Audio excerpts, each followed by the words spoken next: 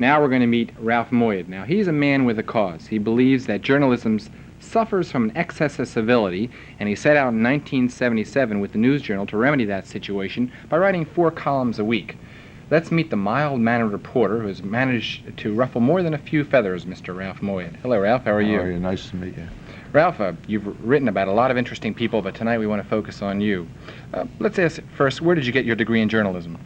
At Woolworth's, where I got my classes. Oh, I see. No, I didn't. I don't hold a degree in journalism. Where'd you get your start in the whole business? I got my start as copy boy at the Bulletin. I was getting out of high school, and I had a tentative job as a stock boy on a store on Market Street in Philadelphia, and a friend got me a job at the Philadelphia Bulletin, and the rest is some lousy history. Would you mind telling us about your political affiliation? Well, I was born in a Democratic family. I got sent away from the table one time for saying Robert Taft was an honest man. And then I went to work for the Republicans and felt obliged after a year and a half to change my affiliation. Now I guess I'm a nihilist. A nihilist? What's that?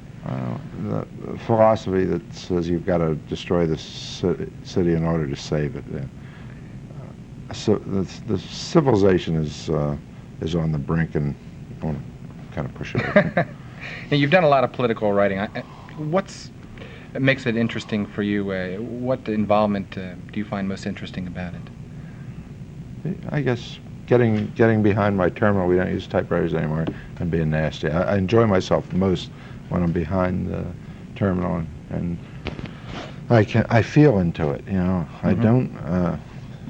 Some woman doing a promotion ad said, what do you think about it? I said, I don't use my high brain centers. I try to let my emotions under control run into the computer.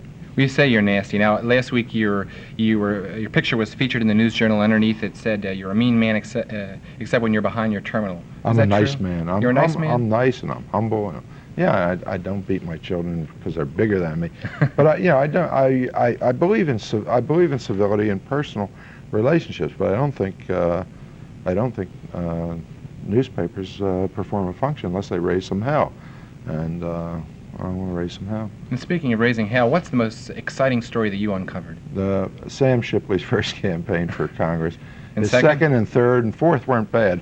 Now, but the best story I've uncovered.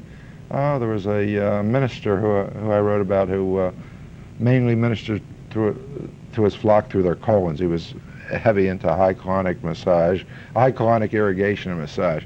I thought that was a very interesting story. No, I guess the civil rights stuff is the early '60s were the stories that I most enjoyed doing. I spent a lot of time on the road covering some of the freedom marches, and that turned me on. You've had a long career in journalism. Have you won any journalistic awards? Yeah, I won.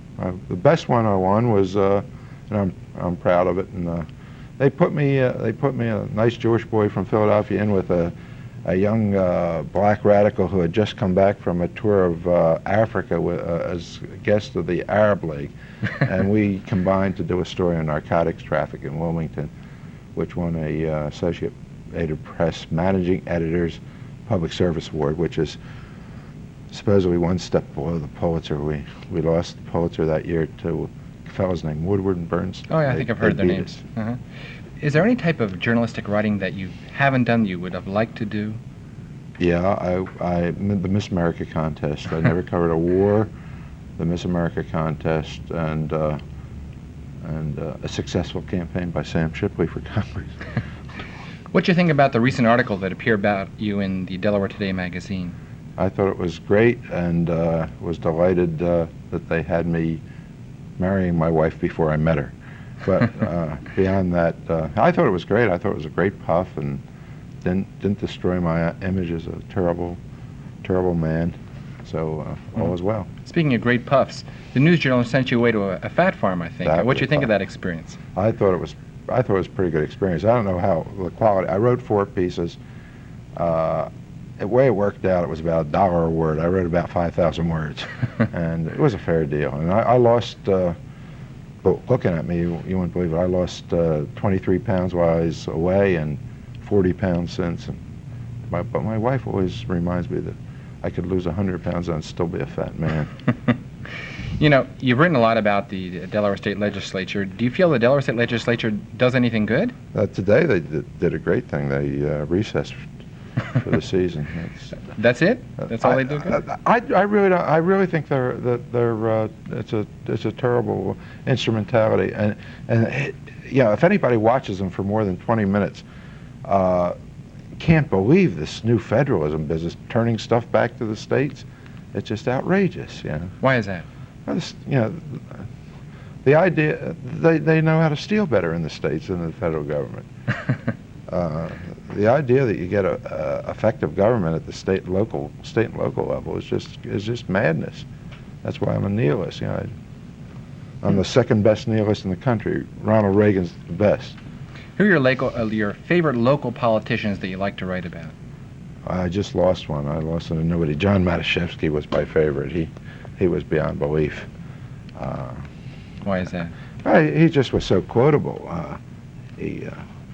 One time he had a man who was declared incompetent by your bar association, got him appointed a judge, and he said he was doing a very honest thing. The man had done some free legal work for him for 10 years ago, and it was time to pay him back, so he got him a judgeship. Man subsequently retired from the bench early. Can you think of any other notable politicians that you've enjoyed writing about? Pete DuPont has been terrific. But nobody else writes anything nasty about him. I see it, my function is to put him in his place. What are some of your favorite Pete DuPont stories? The classic. I was a witness to it because I was in politics. I spent 2 dreadful years in politics, and my job was to help the Republican leader, the House, round up votes.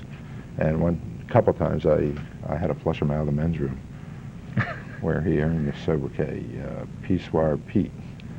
Are we allowed to say that? Sure. Well, you've called Pete DuPont some other things too. Well, I didn't. I've gotten credit for that, but that wasn't mine. Some legislator of all people, the Pete Sixpack, Pierre Yes. Sixpack. Mm-hmm. No, some legislator. He one time said, got up in a speech and said, "This is what Joe Sixpack really wants." Can you imagine? Yale, Princeton, Harvard, Exeter, and talking about Joe Sixpack. And a lot of other people thought it was pretty funny, and someone else came up with the line, and I used it very, very gladly. You mentioned that you enjoyed writing about the Holloways too. Why is that? Well, I don't. Daddy Holloway, I think, is a very effective legislator. I guess, like all politicians, he's done well by doing good. But Junior's just outrageous. He's shameless. He's beyond belief, and he's my annuity. One by one, Bill Murphy gets indicted and convicted, and now he's going to go to jail, I guess. And I run out of material, and then there's always one to replenish him. There was Slawick before that. I guess there'll always be one afterwards. And probably if government got cleaned up, I'd be out of work, and it would be terrible. Well, on a positive note, if you were going to be a politician, who would you model yourself after? Genghis Khan, I think. No, I don't know. I never even thought of being even when I was in politics, I never thought of being a politician. I can't imagine who. Do you want me to be very honest? Yes. Bobby Kennedy. Bobby Kennedy. Jack was an interesting guy. Bobby was the most human politician I've ever run into. I saw him a few weeks before he got killed, and I saw the fear in his little girl it turned out she was just going after a flower or something. No, a handkerchief, taking souvenirs. They used to grab things. Yes. Little girl went after him and grabbed it, and the fear in his eyes. And when he got killed, it just haunted me. And he was really concerned. He used to talk to kids, and he seemed really. There were so many sides to him. He could be vicious, and that was correct, but he was a real human being, and I loved him, and it drove me into politics when he got killed. Ralph, if Bill Frank retires, would you then consider yourself to be the dean of Delaware journalists? By that, I hope you don't mean age. No, there are 2 or 3 older. I don't know whether any older. Yeah, they're older reporters than me. Al Cartwright. Al Cartwright is much older than me. He's considerably. But he looks pretty good for his age. That's unfortunate. I suspect he'll be around forever. So, no, he'll be the dean. I would suspect he'll be the dean. What's your future consist of? Very little. I don't know. You know, I'm on vacation now, and I have to do 4 columns a week when I come back, and I can't think beyond the next column. I never think beyond the next column about career. I don't want to do this forever. I don't like to do anything much beyond 5 years, and I've been doing this. I guess in September it'll be 5 years. Well, you do a good job of it, Ralph. Thank you. Appreciate that. This has been Ralph Moyed, a prominent news journal columnist, and he's appeared on our show to tell us a little bit about his views as a political writer for the News Journal. Thank you, Ralph, for coming on our show. Thanks for having me. We're going to go to some short messages, and then we'll be back with more.